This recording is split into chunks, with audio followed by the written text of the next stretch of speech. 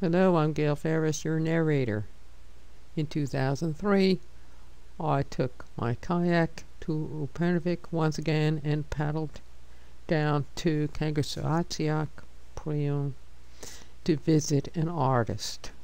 This is a photograph of my Mark I long-haul kayak at the old harbor in launch. This kayak worked out to be an absolutely wonderful design. I enjoyed it greatly. It paddled very nicely and the rudder was exquisite. It was a specialized rudder really for sailing. I had the greatest time on my way down to Kangasaatsiaq. I've put in these two detailed 1 to 80,000 topographic views just so you can visualize some of the steepness of the terrain in this area. This is the foot of Sanderson Hope, and the rest of the mountain, 4,000 feet, is shrouded in cloud on this particular day. But it was wonderful to be able to capture this view out of the window. Here's the famous, very vertical passage on the north side of Sanderson's Hope, and it was endless columnar basalt. On the opposite side is a very nice island, very pleasant to paddle by. This is across from the last picture, and it's on what's called Long Island.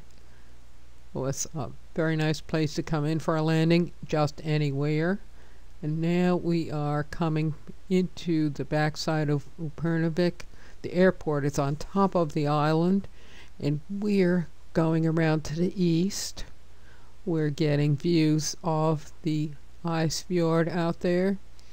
And from this view I can see how many icebergs are out there at this time. Next we have a more detailed view looking over toward Aappilattoq.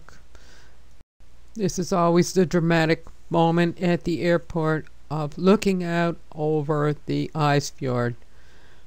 Here you can see it looks pretty rough, and it was. Upernavik had just had a fierce windstorm and they had big waves. Not too big to paddle in, but people were very concerned about the waves. Looking out from Gamalhound, or Old Harbor, this is an iceberg on the horizon that is just blowing along. As is typical of Upernavik, they come out of the Lexa Fjord and then travel southward down the coast. These were the clouds, and you can see the breaking waves in the picture. And I was able to estimate, because I know this area very well, that this was indeed the tail end of the windstorm that they had had.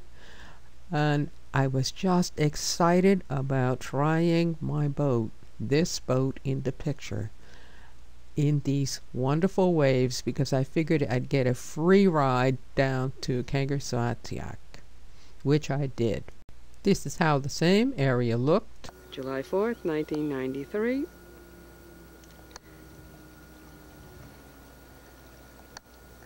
And it's quite nice. It was such a bright, brilliant, sunny day when I took off from Gamalhound. And this map shows my general paddling route, although actually I swung out more toward the islands. These were the views that my camera saw. The look of the waves and the sparkling light.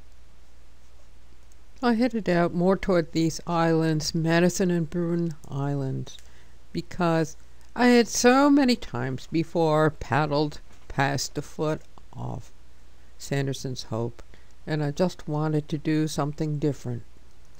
I'm just getting at the end of Langaeu, Long Island, and I'm having a wonderful time getting a free ride off of these waves. Here it is on the map, just so you can see where I am. And I'm going to Upernavik, which is at the base of Sanderson's. I'm getting to the end, and this is a view from my kayak. I could truly trust this boat. It felt just great. even though conditions would normally be crazy in another kayak, I could take this picture. And this is my general route. Here's another picture just to show you. These are the minerals close up. It was quite amazing, the colors in these rocks, especially late in the afternoon. I happened to just come around this corner in 1993, my first time here, and all of these rocks were pink with some white stripes in them. I couldn't believe, I never forgot that moment. I started my crossing close in next to these rocks. Then I decided, well, I need to go over and paddle next to those islands. I'd already seen this view before, and I wanted a new view. So this map shows the general passage where I paddled between a couple of islands that I had never paddled between before. One island was Tina and the other one was Anana. And I looked at these islands passing in between them, which was really quite interesting because the waves were funneling between them and that amplified the waves. But I was looking for bird nesting sites. All along I had the wind pushing me very nicely, but what got to be kind of hilarious was when the islands were close together in the narrows, what would happen is the water would funnel in there and build up into some large breaking waves. I got to surf down one of them, and I really had to put my brakes on to keep myself from doing an ender. I had a very close call, setting myself up for just a grand ender. It would have been quite spectacular, and that's not a nice idea when you're out there all alone. Here on this map, if you look, you can see there are two islands that are quite close together, Kangasaatsiaq and Nunaquase. And that was where the fetch had built up enough and the narrows were just enough that created a situation where I nearly went for an ender. I didn't try that trick again. I was glad I'd gotten away with so much, but that was really, truly a funnel situation. How I was able to slow my boat down was to rely on this Wenatchee one-refer paddle and lean out on it with a very strong low brace and really use it to break the speed of the boat. Otherwise I would have flipped. The rudder on this boat is adjustable the same way that the Klepper rudder is adjustable, so I could leave it just enough in the water to control the direction of the boat without having it fully immersed. I always deploy my rudder just deep enough so that I have control over the bow or steerage. And if you look at this picture, you'll see some marks on it that are just remnants of seaweed left over, showing what levels it was at the last time I used it.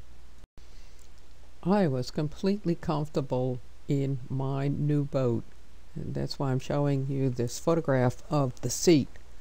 The cushion on the bottom allows you to put air in it, and the seat back is foam, so that you're absolutely comfortable once you get everything adjusted to your needs. I got down to an island called Aappilattoq, and it looked very nice, so I pulled around the corner to look for a place to camp. And the problem I really had was I found a beautifully protected little cove that I could pull into and get out, and as I got up on top I realized it had very lush vegetation, meaning, as you can see in these pictures by these mounds of vegetation, that people had lived here. So that meant to me this would be a very favorable place for me to spend the night. I wrestled my boat up as high as I was able to get it. The tide had peaked out and now was starting to drop. And this is what it looked like.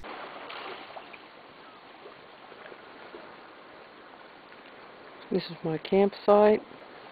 As you can see, it's an amphitheater. It's a warm spot. The green indicates that it is been occupied. And it's been occupied for quite some time. There are quite a few remains of houses in this site. It's a quiet morning, much different than last night. I took everything out of the boat that I would need. This is my first day at my campsite. I am just a few miles from Kangasaatsiaq or Prøven. I discovered as I took out my tent, which I hadn't closely checked, that the whole thing had disintegrated. So I'm looking forward to going to Prøven to purchase another tent. Thank goodness I am here, not somewhere else.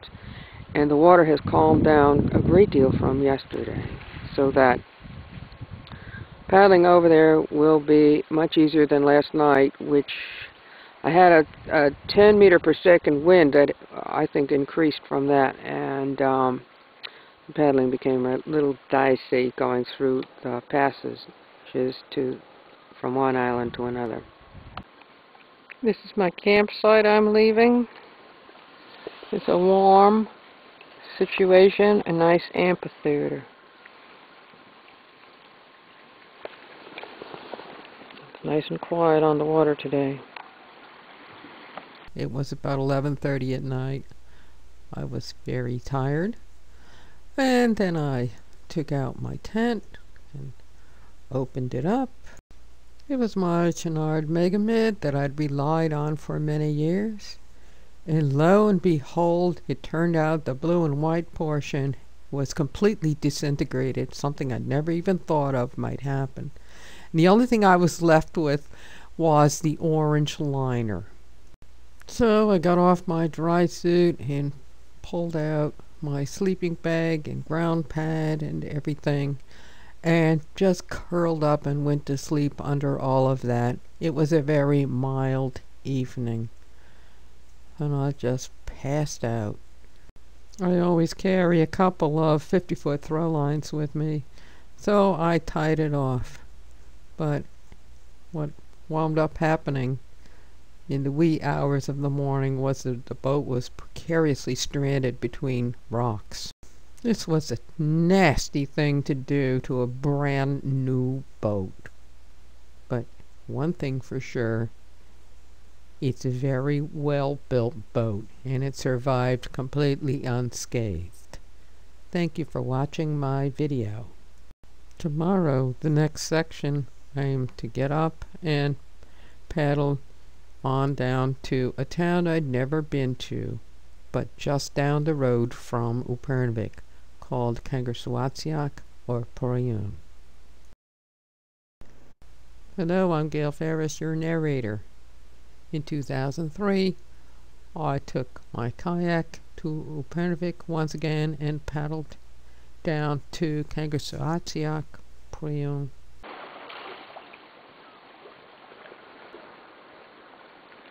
This is my campsite. As you can see, it's an amphitheater. It's a warm spot. The green indicates that it is been occupied.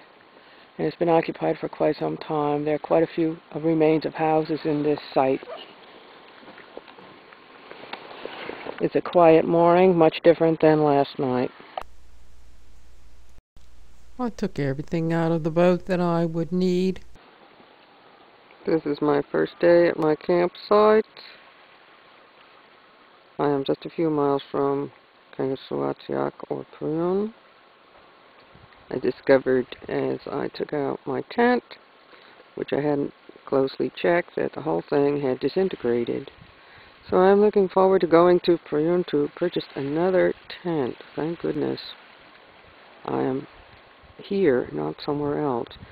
And the water has calmed down a great deal from yesterday, so that paddling over there will be much easier than last night, which I had a 10 meter per second wind that I think increased from that, and paddling became a little dicey going through the passes from one island to another.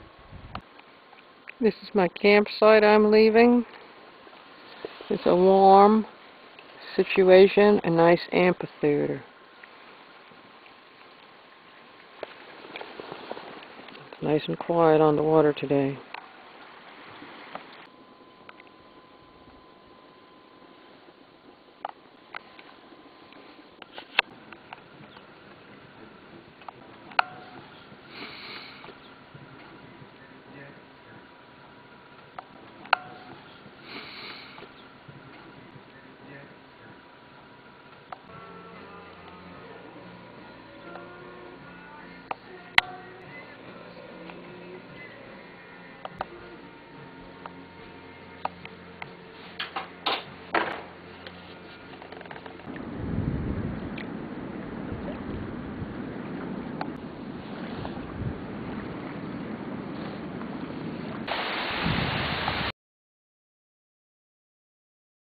Hello, this is GEFerris, and in 2003 I paddled down to Kangasaatsiaq just to visit Samuel Knudsen, who was an artist in the area that made fascinating linoleum prints. I started out from Upernavik, and it took me 2 days to get down to Kangasaatsiaq. While I lived and worked in Upernavik, I knew people who had indeed come from Kangasaatsiaq. One of them was Ole Thorleifsen's family, another one was Josie Hjort. And while I worked at the museum, Samuel Knudsen's niece had his prints in the collection at the Upernavik Museum. This is an overview of the harbor from above in Kangasaatsiaq, and it was a dramatic town to come to. It was established and highly used because it was a great place for capturing whales. The museum at Upernavik happens to have at this point in time the whaling house that was down in this town. Here is a view of the town in general with the church up on top. In these small villages, everything is connected by road footpath. There are endless footpaths from house to house everywhere, and there are just a very few vehicles. This is what the town looks like from the harbor entrance, which is on the south side of the island. Everything is generally transported by foot, wheelbarrow, different kinds of cart from house to house. Here you walk from house to house, but in some of the other towns that have not been touched by evolution, there are just footpaths and you step around the stones. There is not a cleared straight pathway such as this one. This is the view from the house that I'm staying in, over, showing you that yes, we live in a marine environment. It's just right over there. And while I was staying at the house, a friend of mine, Anton, was constantly looking with binoculars out over the water for seals. While I was visiting the Christiansens, who so generously allowed me to stay in their house because my tent didn't exist really, I was treated to seal soup, which is wonderful to eat, that Anton had gotten. There is a group of artists there, and this is their studio where they make beautiful items which they put for sale at the Upernavik Museum shop and other places in Upernavik commune. Walrus are hunted here, and Ole Thorleifsen's father had a famous reputation as a walrus hunter. The ivory from walrus are transformed into these wonderful carvings. The older gentlemen in this picture are very serious hunters, And even though they may happen to live in Upernavik, they come down here and stay with their relatives. And their whole world revolves around what's happening out there on the water. It's what's happening in this view and in this view from these houses above. That is what it really is all about here in this little town, Kangasaatsiaq. I had a wonderful long talk with Samuel Knudsen, but the reason why I went to visit him was because I wanted to be able to be in the presence of such a creative Greenlander. On looking at his images, it's just hard to imagine such creativity and such freshness, and yet also such ancient knowledge embodied in these works of art. These figures are imaginary goblin or Aappilattoq figures that are very real to Greenlanders. And they are mystical and mysterious, and some are things that Samuel has thought about and came to his mind. Also, just everyday people, but the most thing that to me was the mystical quality these pictures embody. It thrilled me to no end. This is the Chris Johnson family whom I stayed with. It was wonderful, their hospitality, and I so appreciated all the wonder and joy of being in town. When I arrived, 4 guys came down and picked up my kayak and just carried it up like it was nothing. Actually, it weighed a lot. And these are some children that are having the greatest time, really the greatest time, fooling around with my kayak as I'm getting ready to leave. And we just had such a good laugh over everything. And that is the joy of having visited this town. Here are the girls standing there watching me leaving. And here are some of the young adults and the older people and young people mixed together. Everybody knew I was going down to Lexa Fjord or Kangasaatsiaq, where they catch salmon. I had missed going there in 1993, and so they knew just where I was going to be going paddling with my kayak. 4 fellows once again picked up my kayak and carried it right down to the edge of the water. And I was so glad they did that because it's such an ordeal getting a heavy kayak down to the water. This was my last view of the town and look out on the water. Now once again I was off paddling up and around, paddling through unknown territory. And then once I got up to Lexa Fjord, Kangasaatsiaq, I would be paddling in a place I had been once before in 1993, 10 years earlier. Thanks for listening to my slide presentation.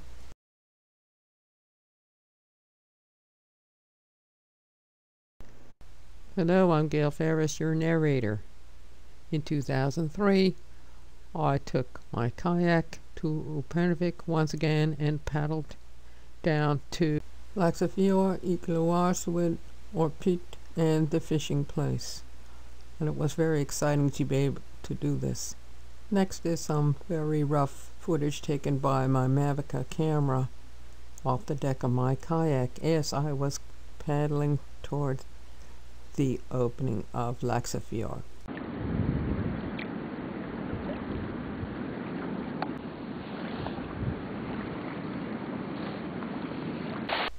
In this area along the photograph, which is the entrance, before I got there, I had the privilege of taking photographs of these wonderful rock faces showing all their minerals. One of the delightful things about paddling in Greenland is you get to see a lot of minerals that are exposed but not oxidized by conditions. So the colors in the rocks are really very spectacular, especially in this Upernavik area. There's a lot of hornblende, there's a lot of gneiss, and sure enough, some beautiful waterfalls cascading down among the rocks. This is what it sounded like. Yes, I enjoyed myself paddling along, looking at all of these minerals. It was really a wonderful experience. Hard to believe. And there was loads and loads of granitic type rocks in this area,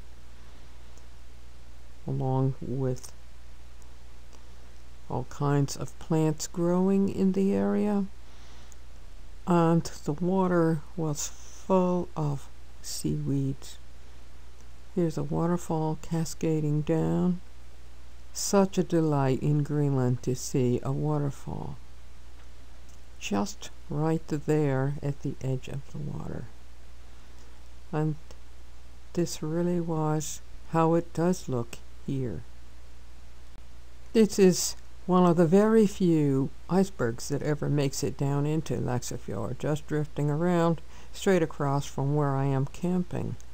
And here you can see what it looks like, the cloud cover from my campsite, which is roughly mid-Lexa Fjord.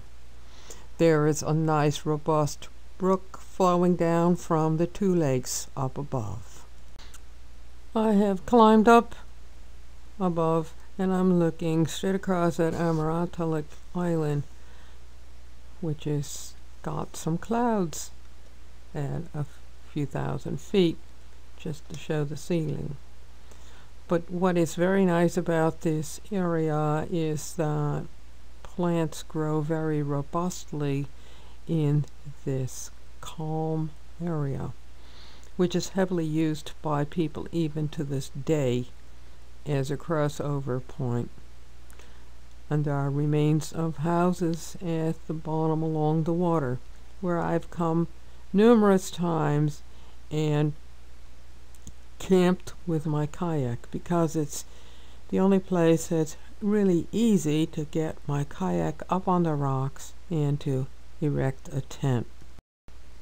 If my tent looks a little weird, it's because it had a bad day, and all that was left of it was the inner liner of ripstock nylon, and on the outside I put a couple of solar blankets. The tent sort of died of old age. It used to look like this, but those days are gone. I had to buy a replacement when I got back. I've included this geological map because it does tell about the particular mineral deposits in this area, what kind of rock it is, and the fact that it's very high in potash. Just for a study in the currents, I took these photographs of this iceberg as I watched it move up and down this fjord on the currents.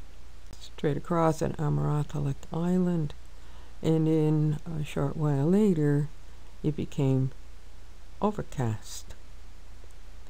There you are with a new ceiling height, and I am down at the bottom taking this photograph. Once I was on the water, I took this photograph over the side to show at mid-Lexa Fjord the density and characteristics of the seaweeds that grow here so prolifically on the rock flour dissolved in the water. The rock flour has quite a lot of phosphate in it, which enriches the water greatly. It was fun to capture this moment. Of course, it's quiet with almost perfect reflection of where I was paddling on a beautiful sunny day. This is one of those rare summer day moments when you get a perfect reflection on the waters of the sky above as I'm paddling deeper into Lexa Fjord. I'm starting to get into an area where there will be bird cliffs and the horizon is changing, but still it's a beautiful photographic experience. Coming down, and now there's a little riffle on the water from the wind. I'm deeper into the fjord. I'm starting to see more of the large leafy seaweeds, indicators of lots of nutrients available in the water. The seaweeds are probably ulva and monostroma, and they are showing a thin glaze of rock powder on their leaves every so often. This was a vain attempt at trying to take pictures of gulls that were trying to harry me. They were glaucous gulls that happened to live on the cliffs partway down, and also there is a large population of cormorants. Once again, in a very narrow opening on a little tiny island, I passed by the same nesting site with another set of glaucous gull chicks. Every year they nest there and use this nesting site. Now you can see the water really is starting to show a milky turquoisey color to it. This is all that rock flour dissolved in the water. Well, when you get close enough to the source, it gets to be really interesting because you can't see any rocks just below the surface. And so on my first visit here, I rammed into a rock. I was totally shocked, but you just couldn't tell anything was under the surface. Then, as I was just coming down in the lower portion of Lexa Fjord, a motorboat came by and they spun around and turned and pulled over to me and gave me directions where to find the fishing place, which I would have just paddled straight by because I had no idea really where it was. It would have been off behind me.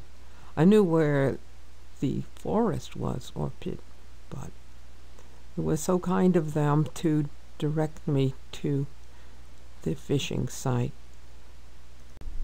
Oh, we had just the grandest time, and even to this day when I go to Upernavik, people still remember, oh, you were down there at the fishing site. And this is the fishing site for catching lax. And we just had an endless party. This is the view off of it, out over the upper portion from which I had come from. These are some of the rocks that are down there that are so lovely. And also there are very lush plants that grow down here. I climbed up on top to have a look farther down in the fjord because I knew I wasn't going to go paddling down there in all that rock flour. It's impossible to see where any rocks are. Thank you. It's truly amazing to me that lax will come all the way down here and swim up into these lakes to spawn. From up on top, I'm looking over at Nunaquase land and what is the Orpit that I plan to visit later. Also, I get to take some wonderful pictures of wildflowers such as this campanula. For everyone in your Upernavik commune, we wait all year for this opportunity to come down here and to enjoy catching some fish. I didn't do any fishing, but I just had the greatest time watching everyone else catching fish and eating wonderful Greenlandic food. We just had the greatest time. And then people go back into town and put their wonderful fish in their freezers to enjoy during the winter, especially New Year's and all of the holidays. Now, I was going to go over here in this picture to visit this exotic place.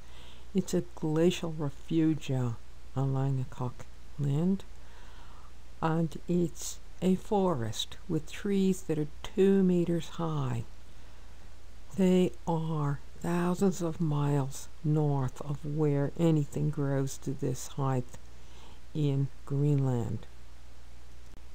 On this map, I'm standing on Iqaluit and I'm looking straight across at Orpit, which is in this next photograph. I was so lucky to be able to have this view.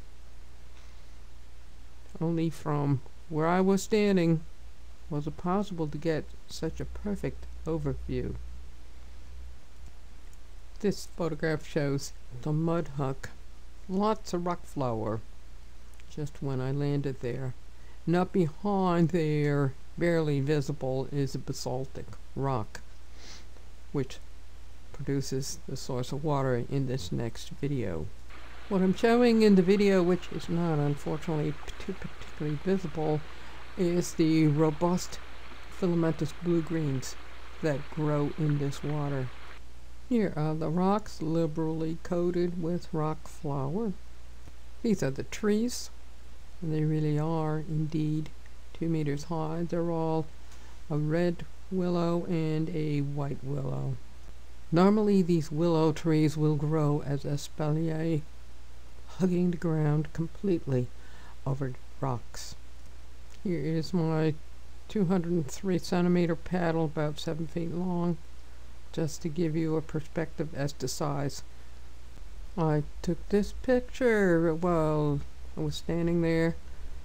It had to be roughly 4 feet off the ground that I was holding the camera.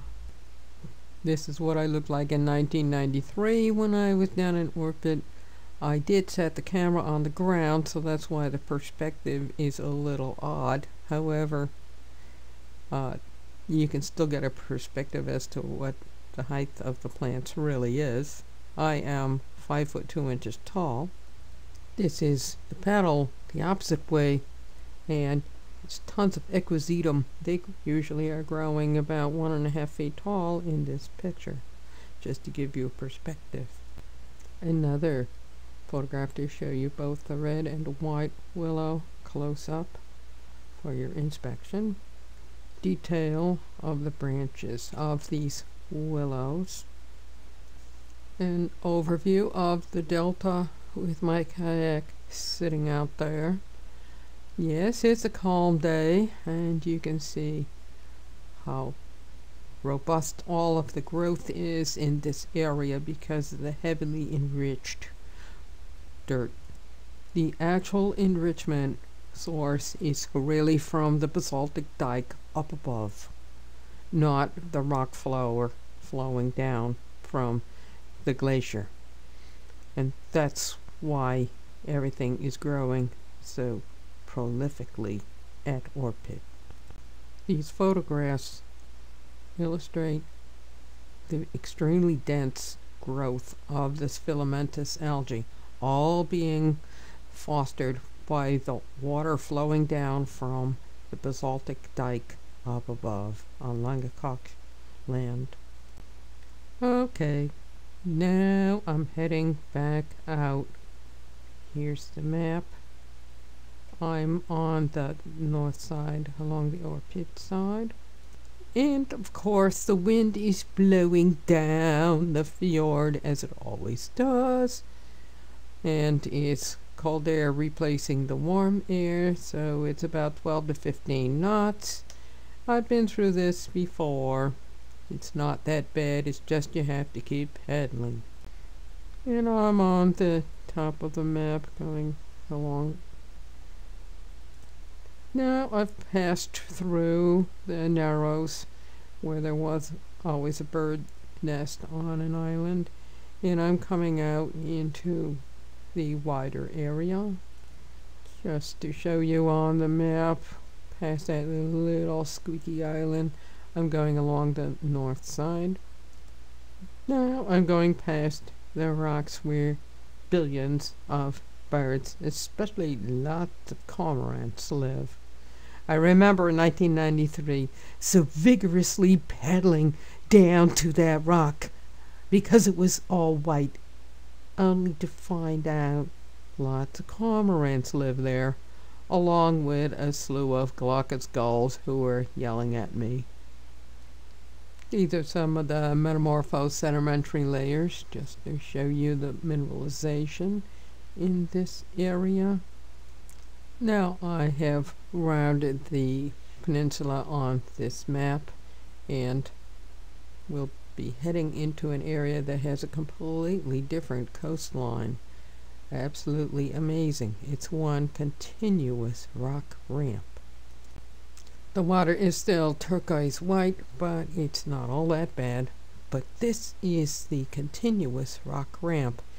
And believe it or not, the brook you see down the middle with pale green grass along it, or green grass, is shown on the map. The brook in the picture is on the map between the peninsula and the corner. Rather amazing to think it would show up on a map of all things at 1 to 250,000. And this really is a continuous rock ramp. And you can't tell by looking at the map, any map, because the elevation is hardly anything. But it just continues all the way around and on the way up for a number of miles. Just to show you the corner on the map, Reykjavik, and the wind does do just what I have these arrows illustrating it on the map. What was interesting about that corner is there's a spot partway across where it all becomes neutral. That's the kind of thing you only notice when you're in your kayak. Here is what it looks like from the bow of my kayak as I'm heading now up near Aappilattoq Island and Nunaquase land. I'm going up this passage. And here is the break in the passage, pretty much the end of the passage. And it was getting to be about 4 o'clock in the afternoon. A little while later, I found a nice place to camp after looking around, but it had become a little difficult to find a place that had water. One thing that's very amusing about maps, no matter how greatly they are defined, they don't show you what you're going to have to deal with until you get there with your kayak. Who would ever believe there would be a situation such as this? Just by looking at the maps, you could never tell. One thing for sure, the rocks and the plants in the Upernavik commune area for paddling are absolutely beautiful, which makes it a big reason why I love to paddle in this area. Thank you for watching my video. This is GEFerris, your narrator. I'm sorry I didn't have any action to speak of, but I did the best I could with photographs and maps, just to make it exciting so that you could imagine what it was like. What you're going to see when you are visiting places like this. Hello, this is GEFerris, your narrator and videographer and kayak paddler. I could not resist including this footage, which actually was recorded in 2008, just to show you what the bottom looks like and what fun I always have when I come to the Upernavik area of Greenland to paddle. You just never know what you're going to see and what your video camera and still camera can capture that you can share with everyone. Thank you. I left the forest, or Orpit, and paddled up to this campground in one day. The sun was bright. It was a beautiful day. I arrived at 10 in the evening. I was pretty tired. I had stopped a couple of places before and looked around, but I noticed on the islands just before this place that there wasn't any water. So that meant no reason to camp there. Water is extremely important for me. I also found that in among this bog that was on top of the rocks in this spot, that there was wonderful plants to look at, which indicated it was a very nice place to be. So I had my dinner and went to bed. And at about 4 o'clock in the morning, lo and behold, Tom and Rosa Peterson came by with their motorboat. They were on their way back to Aappilattoq with the fish they'd caught, and they stopped to see how I was. It sure was nice hearing the motorboat and knowing I'm not completely alone in this area I've never been in before. So we had a great talk. Tom showed me on the map where I could go, which of course could only be around the north end of Nunaquase. He was sure that I could make it, even though other people had told me that there was too much ice and that I should not try to go that way. So I went back to sleep and woke up around 7 and had breakfast and had a wonderful time taking photographs of the plants in the bog where I was sleeping. They were beautiful. They were starting to show their fall foliage, and one of the things I found that was very exciting was some birch. I was so delighted with this area. There were loads of blueberries and crowberries, and I could eat them and enjoy them. And they always say it's a wonderful place to go down in the fjords to gather berries, and this was proof. One thing I found very interesting in the rock surfaces is wherever there was a body of iron of this density, there weren't any plants growing on the surface. When I read Frederica de Laguna's book about voyaging in Upernavik, she mentioned that the iron ore bodies are so dense they can affect the function of your compass seriously. And the compass will just show you where the nearest iron ore body is. And in the next footage, I was passing between a couple of islands in 1992 when I was west of Aappilattoq. Now we're coming out of the passage. This little island I'm going by has an ore body there that looks like a pretty solid iron. Do wonders for a compass. So then I heard another motorboat going by, and I watched them as they went behind an island across the way. And I wondered, oh, well, that's interesting. But another motorboat. Wasn't that great? As I looked into the water, I noticed that the rocks in this area have a very lush growth of seaweed on them, and there were loads of sea urchins down there. So Tom told me that this happened to be an unexpectedly good area for catching crabs, large crabs, and that there now was a big industry in catching crabs right in this area. One of the major reasons why the fjords are so rich in sea life is because of all the rock flour heavily enriched with iron that runs into this water, promoting fantastic growth of marine life. I got on the water around 2 in the afternoon, and before I went very far, I went and gathered a bunch of sea urchins and enjoyed them. What a thrill. The bottom happened to be white feldspar, which is very convenient for noticing and being able to catch sea urchins. White feldspar has quite a bit of phosphate in it, which dissolves and enriches the seawater. Even though I took this footage in 2008 in another area, it's very similar to what it looked like on the bottom when I was here in this area in 2003. It shows lots of sea urchins. I got on the water in the early afternoon, and after having gathered some sea urchins, I paddled across to Kangasaatsiaq Island, where I had seen boats pass by. I figured that was my safest route along that shore. And what was interesting as I went along that shore was that I was very lucky because the shore was very hospitable. It had numerous rock ramps and beautiful stone.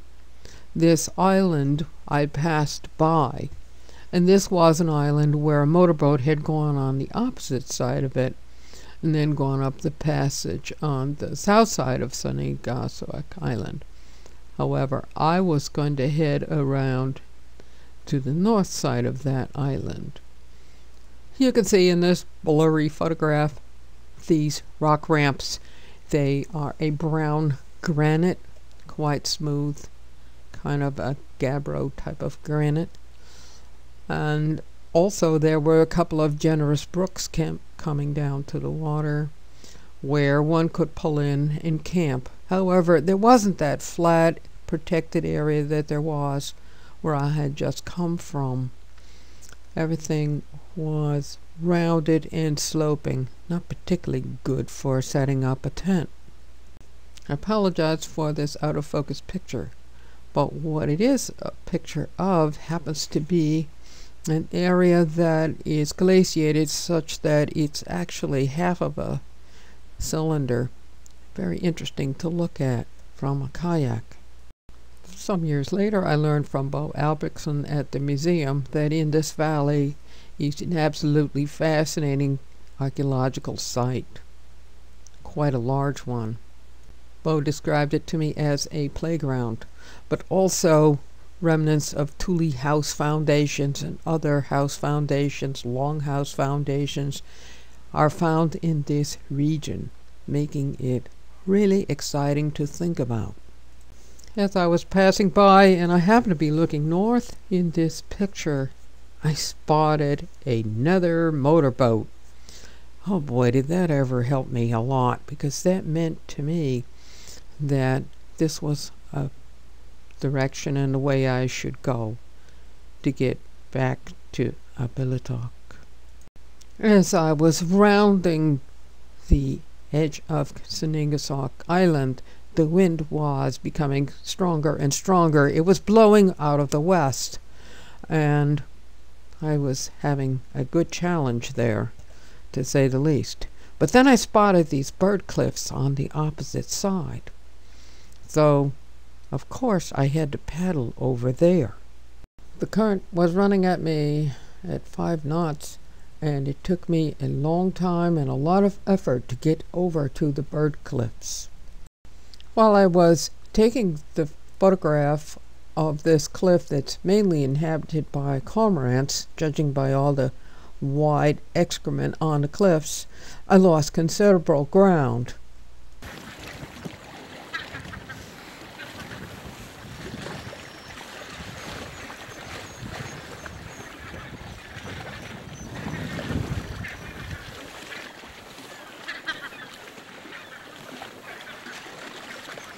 Continuing past the bird cliffs, I got to the intersection, and there I came across a series of whirlpools.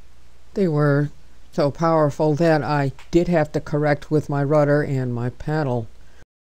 The rudder is especially good for multi-adjustments so that I can drop it to whatever level I need for the moment. And the paddle is a Nunaquase whitewater paddle, which has a nice large blade, easy to lean out on. I was finding that this inflatable bottom cushion of the seat is very comfortable because I could inflate it to just the right amount so that I wouldn't develop any pressure points and become uncomfortable. These whirlpools were a definite indicator of how powerful the currents are sluicing through these rock passages between these islands and peninsulas. I paddled generally along Upernavik, and on my way up there I did catch a glimpse of the glacier that was just past the bird cliffs. But as I got up further, I came to an area that was very suspicious.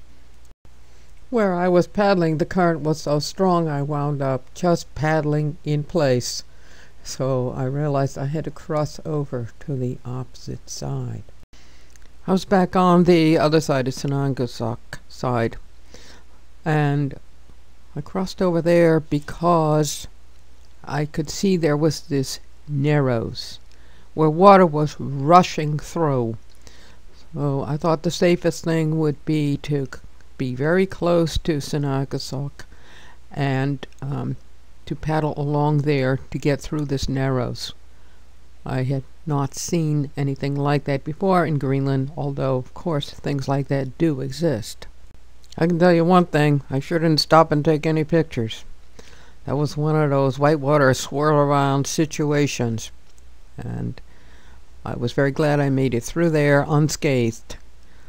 From there I popped out of the shadows and started paddling toward Upernavik because I could see that the wind was blowing very strongly in my face, and that the only shelter was on the opposite side, the north side, where I could paddle up close to the island and avoid the wind, as you can see in these photographs.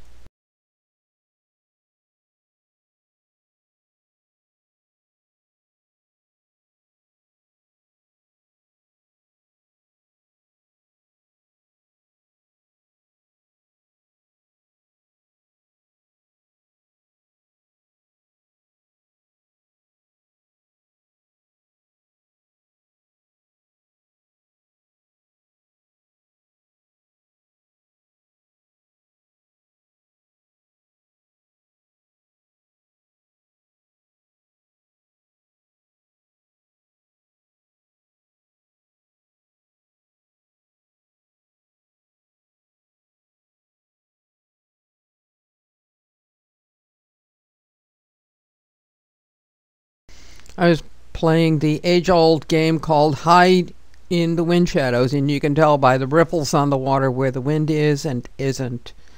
And if you want to conserve energy, it's well worthwhile hiding from the wind. The sun was ghastly bright.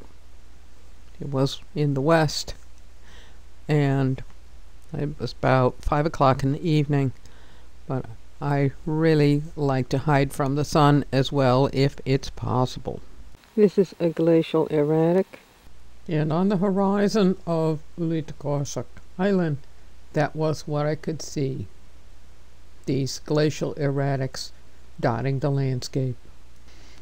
I really did hug along the island, anything to avoid the wind. And when I got up to the end, that was very interesting because I could see something strange on the horizon. I could see to the north an eerie white high point that I couldn't quite make out on the horizon. And sure enough, it was the Greenland ice cap. Here was the ice cap, and you can also see in the foreground the condition of the water. It's a little bit rough, but the waves weren't all that high, but it was wind. This was such an extraordinary view of the ice cap, and the island in the foreground had to be off of Lexa Island, where I was.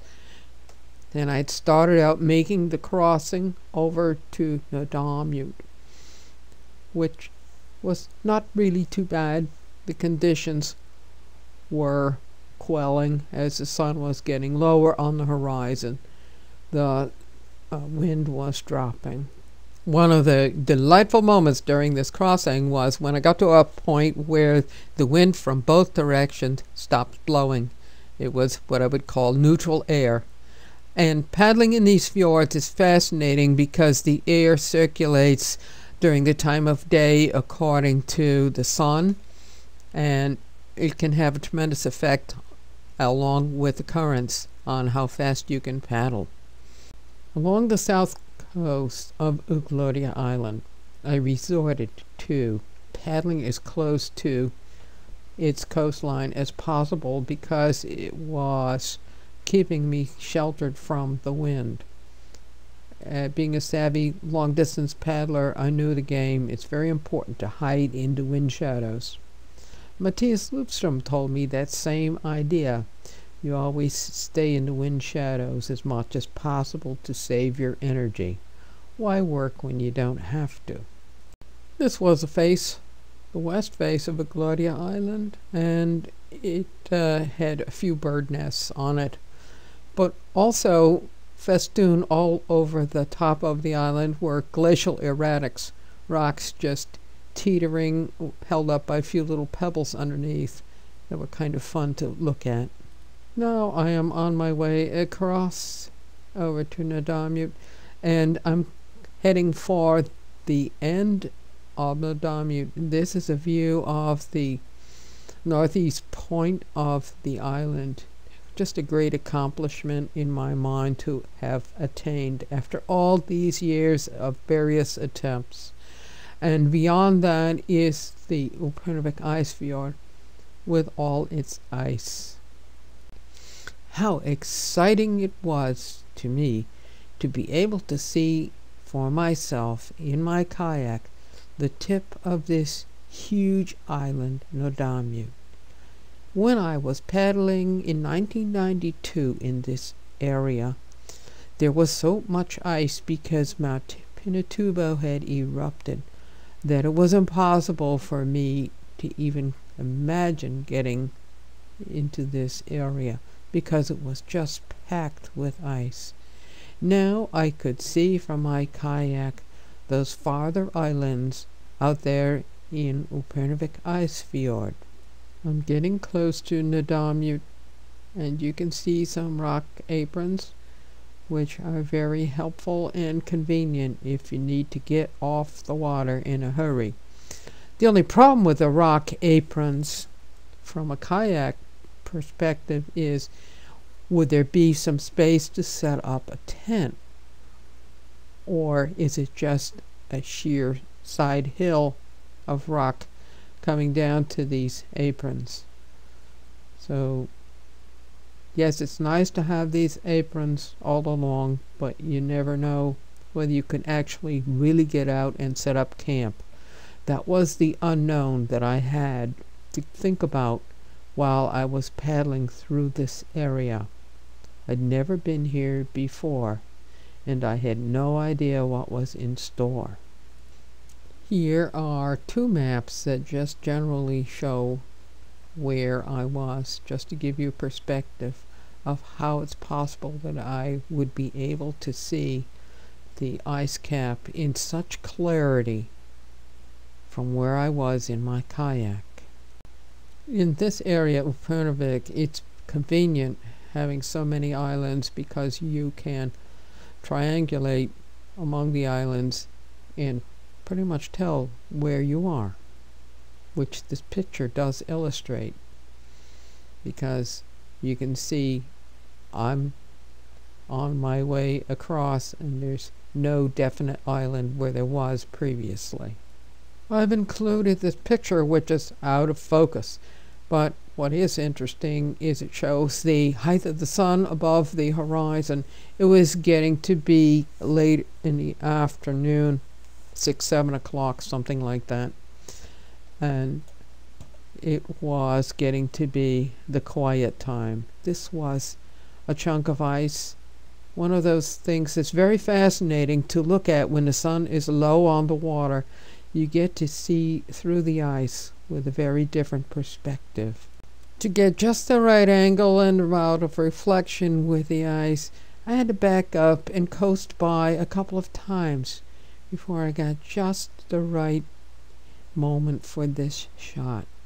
But it's one of the great pleasures of being a kayak paddler, is you're sitting right on the water. Now it was completely calm. All I had to do was just to sit back and paddle. But that was an interesting thing to think about, because I really had quite a few miles to go, and I never knew where I could pull in so I just kept paddling. Next is from 2008, some live video of encounters with ice. And here's an iceberg. Interesting shape for an iceberg to have melted into.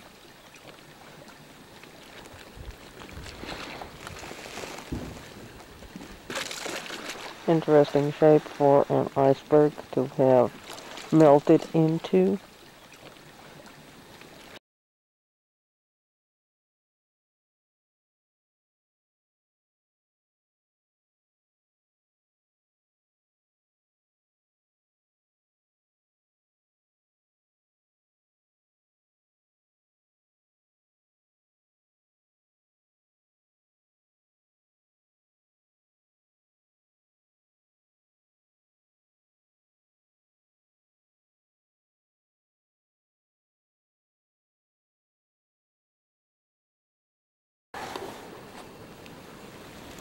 And this is the smorgasbord of icebergs.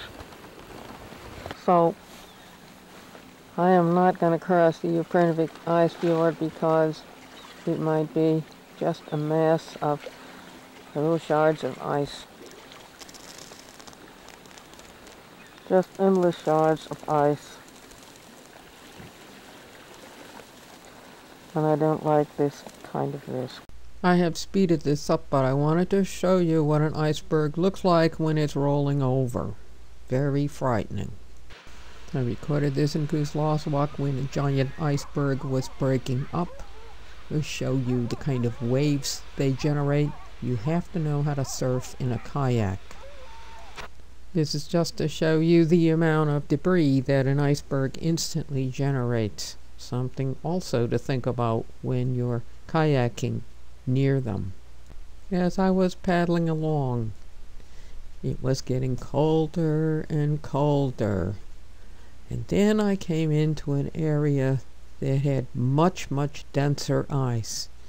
And I became really concerned about whether I could get through this ice.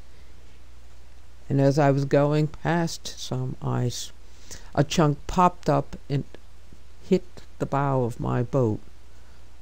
And it was a very sharp piece that had calved off from the bottom of an iceberg.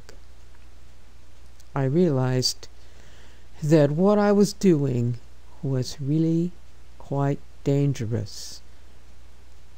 And as I was also getting colder, I was getting more fearful. I tried to bundle myself up as much as possible by adjusting the hood I was wearing. I looked around as I got to behind what I figure must have been Aappilattoq Island, and I realized there's nowhere I can come in and camp, and it's very cold among all of this ice, along with the fact that I might wake up the next morning and find myself completely surrounded with ice, getting to do what's called dry out. I pulled my hood up around my face. I had a balaclava on my head and tried rebreathing the warm air I exhaled. Tried singing to stay warm, but I was really cold and scared and quite worried. And then I got to a place where this was what I saw. I saw this island lined up behind another island. So I knew I was somewhat near Aappilattoq. But in the foreground was this iceberg. But I got to watch the sunset behind this island. So it was about 1 o'clock in the morning, actually. All I knew was that it was too cold, and I just had to keep moving, keep paddling, regardless. And this was the kind of light I was paddling in at this point in time. I didn't care. All I cared about was getting to Aappilattoq, and I was rounding the island, which was a little disorienting for me. The problem with paddling around the northern tip of Aappilattoq Island was that now I was heading southwest instead of due west. And this was disorienting because every nook and cranny, all of the inlets, could have Aappilattoq nestled in them, and I didn't know which one it might be, and I could just as easily just paddle right past the whole thing and head out for the next island, totally missing the whole thing. I passed by numerous hospitable-looking inlets, and there was nothing there. It was absolutely dead quiet on the water. But at long last, I came upon Aappilattoq, and it really didn't look like much from where I was on the water. So I swung in, and there I was, to be reunited with Adam and his wonderful wife. I have included this video that I made and recorded in 1995, just so you can see what it's like to be in Aappilattoq and have a good time. It's a wonderful town to be able to visit in northwestern Greenland, Upernavik commune. Thanks for watching this video I made. Soapstone.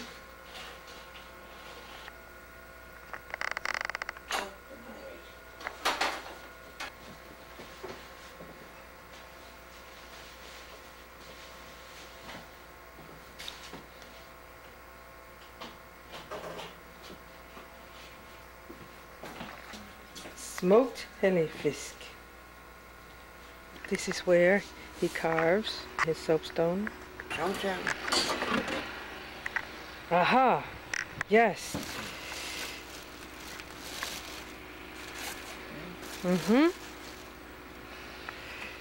And here we are in Aappilattoq. He's making stone carving.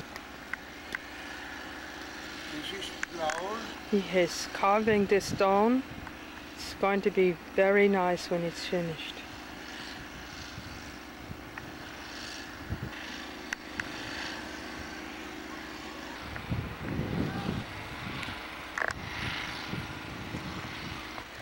He has a smoker for the hellefisk, and he is using Greenlandic natural flowers. I smell them.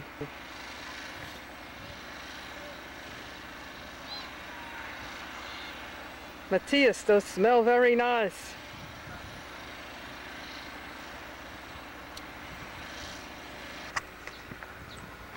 He has burning Kangasaatsiaq Arctic heat to smoke the fish.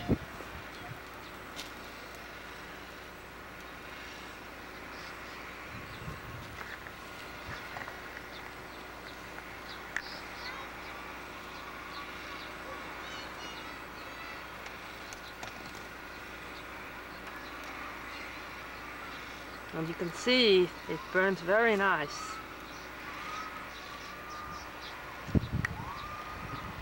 So it goes up the rocks into this chamber up on the top and makes smoked hellefisk or halibut.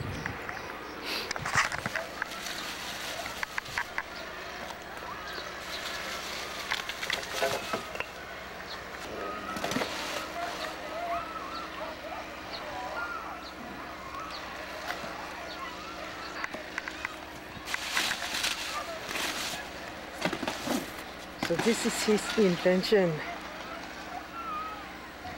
Very, very nice. Hellefisk smoked.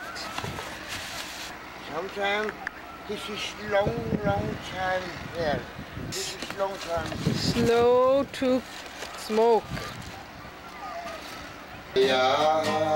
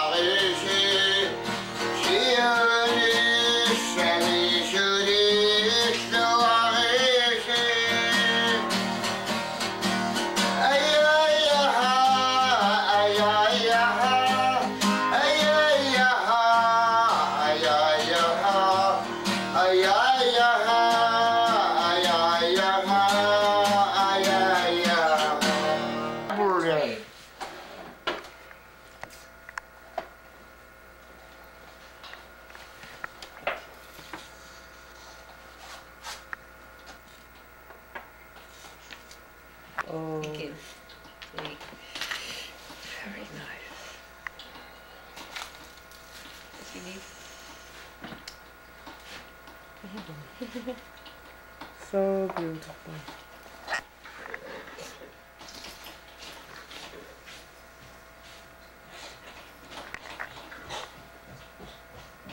Yes.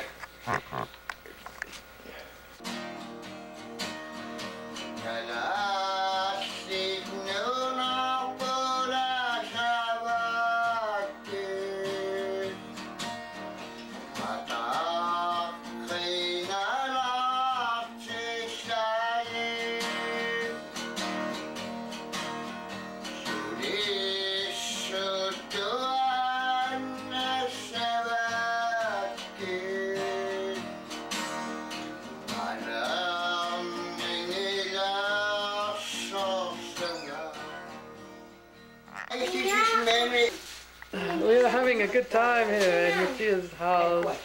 Adam Krim is here, Matthias is here, his daughter. And here he has a small galley fish sitting in bags. Very good.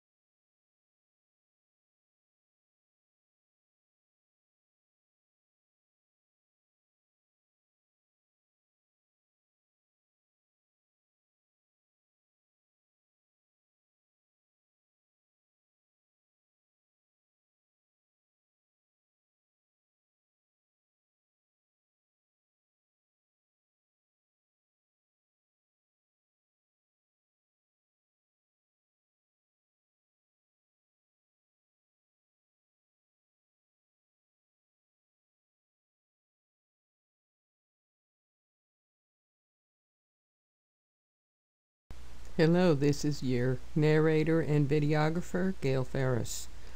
I visited Aappilattoq after having paddled over behind the island in 2003. This is what the views from town look like from Adam Krim's house. We're looking out at Upernavik Ice Fjord toward Pugatar Island. This is what it looks like looking south from Aappilattoq toward Nunaquase, the island that I paddled behind.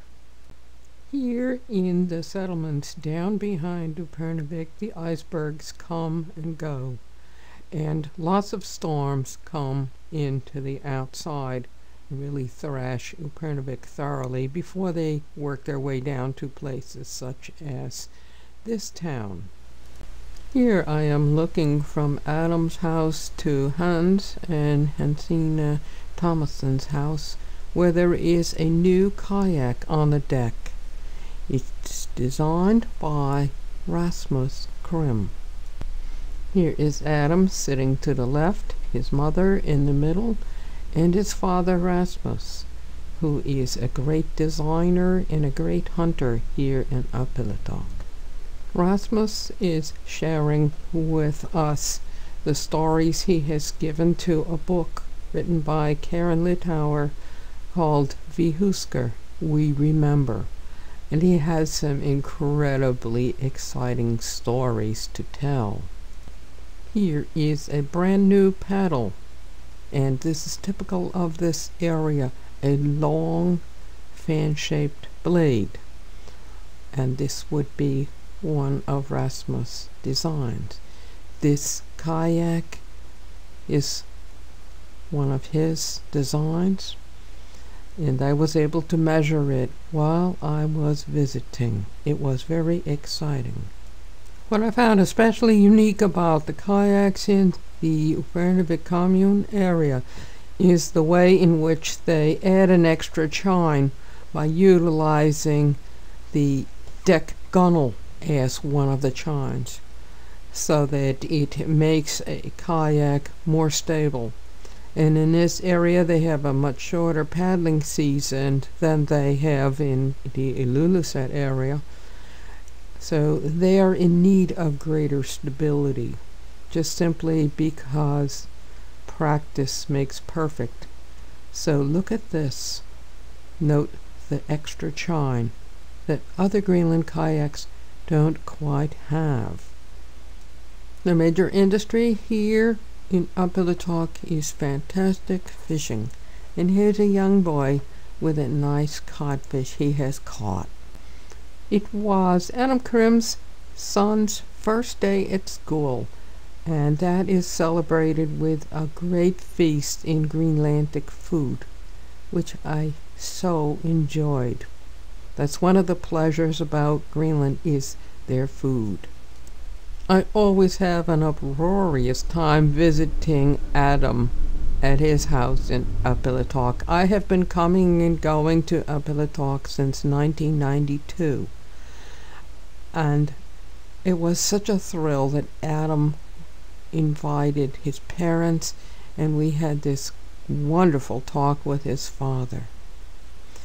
And to see this kayak and to find out, yes, it was his father's design. Now in mid-August, when the sun is starting to actually set, everywhere was getting flogged with storm after storm because the atmosphere becomes unstable.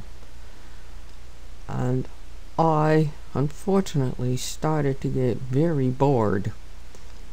I just couldn't resist leaving. So I left, even though the weather conditions were not good. Here's a general map, and Aappilattoq is in the top center, and I'm heading toward the left lower portion.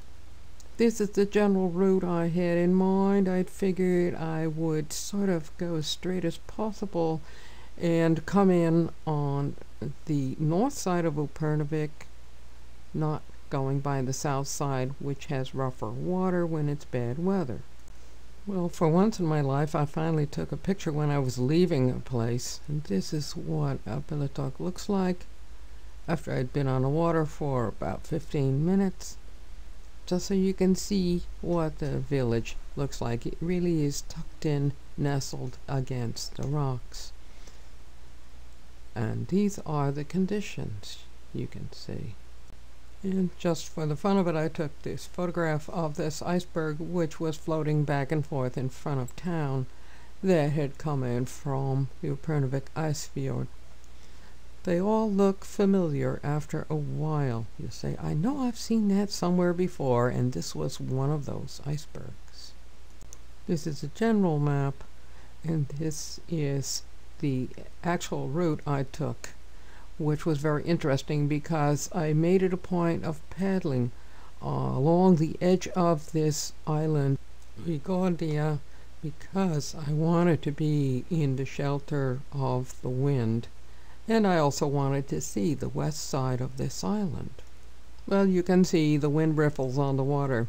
But shortly after I got underway, I realized the wind was blowing right through my nylon pogies. I didn't have any insulation in them, and I had meant to put some in.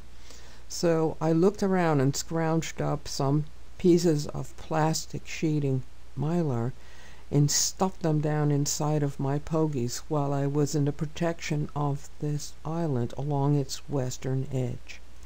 It was nice paddling in the shelter of the wind. The wind wasn't that bad at this point.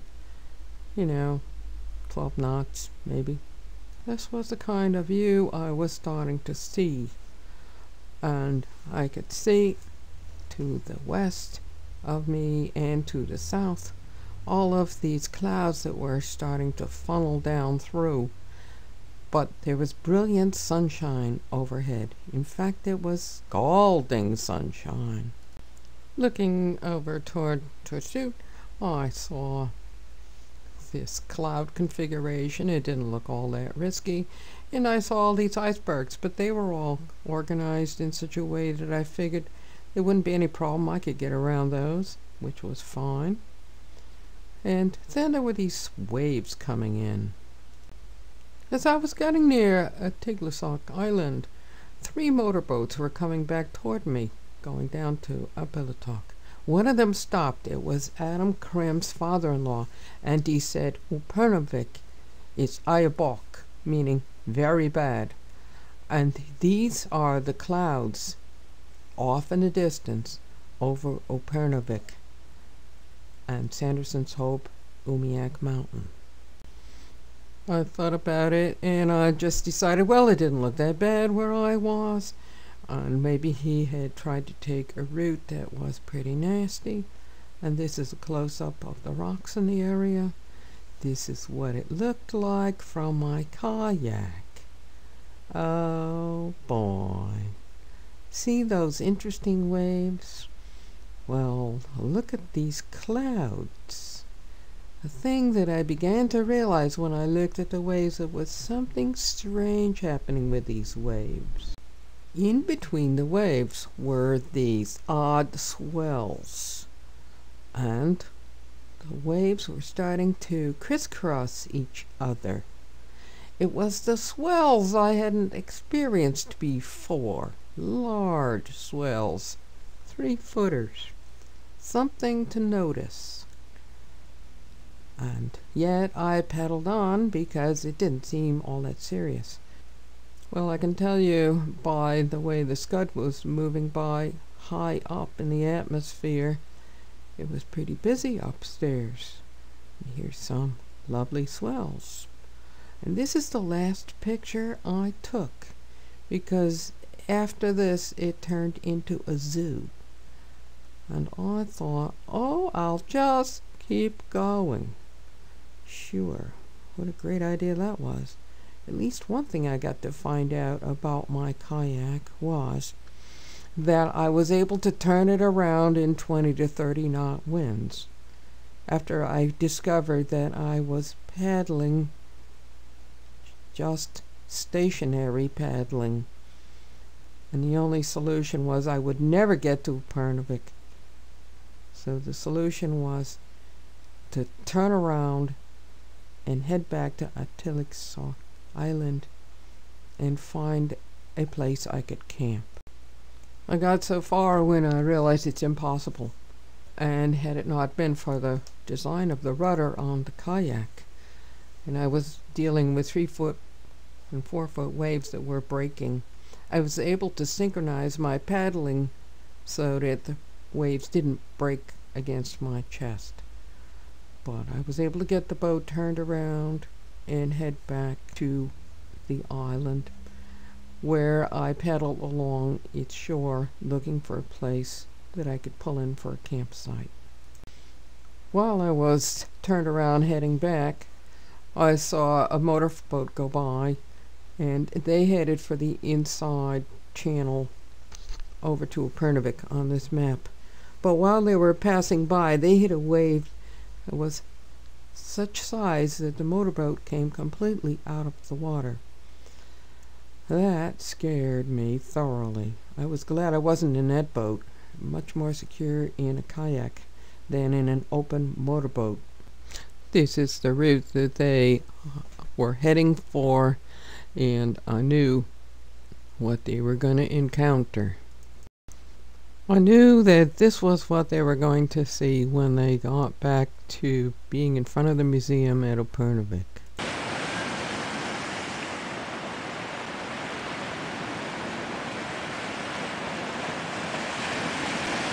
This is right in front of the museum at Upernavik on a day that doesn't have any wind here, but it's too windy to fly.